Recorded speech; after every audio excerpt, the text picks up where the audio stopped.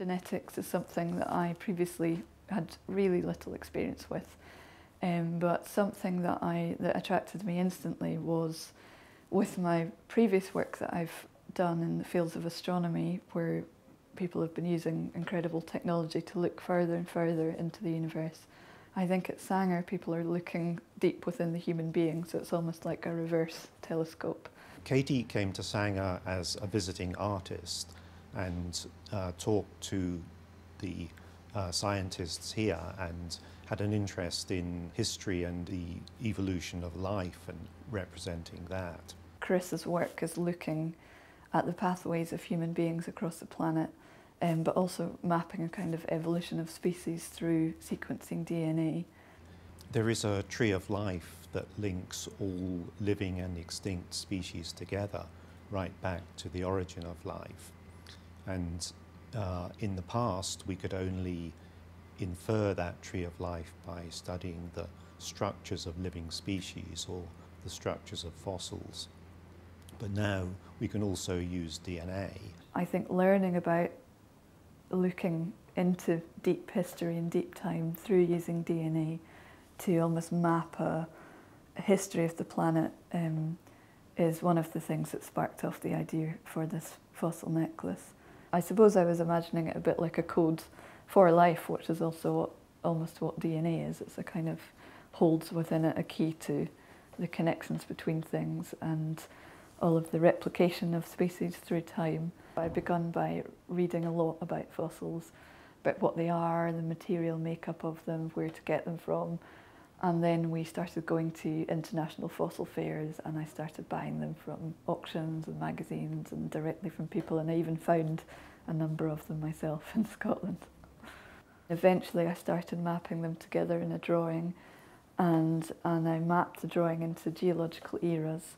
So that was my starting point really. I started with an image of a necklace and the periods, and then I almost started just trying to make connections between species, and then eventually how that tied in with the human roots across the planet. I chose to work with Roger Duncan at Holt's in London. He's an expert stone cutter. So I was ordering the fossils to arrive in the studio where we were cataloguing them and archiving them, and then we sent them on to Roger. And Roger's process was to cut them into cubes almost, and then to hand carve them into these tiny beads.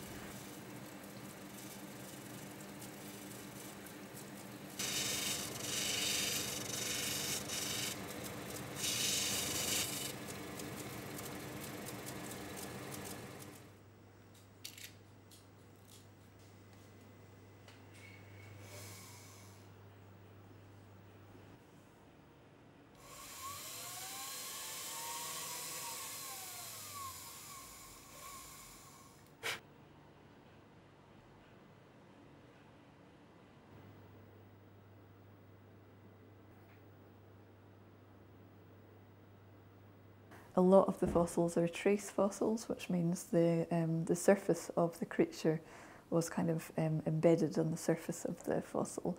Some of them were full bones, like a whole leg bone from a mammoth, thigh bones. There's a fossilised bee, which is embedded inside a piece of amber, a bone from inside a whale's ear, which I find kind of interesting.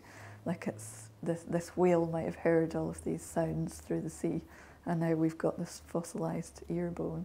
This huge history of geological time is held within this tiny bead, almost like a sense of a cell containing DNA, which holds this code of life within it.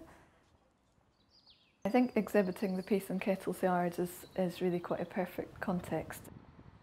The necklace is just going to be suspended quite simply in the middle of the space, so people can walk around it and get up close with the magnifying glass. But it's a quite big, empty, white space, but with the light coming through the stained glass windows, it should be quite nice and quiet and intimate, so people can really connect with this really quite small work. Before I started this project, I was really unaware just quite how much of the history of the Earth is still embodied in the material around it. So I've been imagining fossils now, but also what might exist in the future fossils. And the necklace itself, is a fossil, but I suppose it could almost be looked at as a living fossil, or it's certainly been reformed and made anew, even though it contains these extremely ancient things.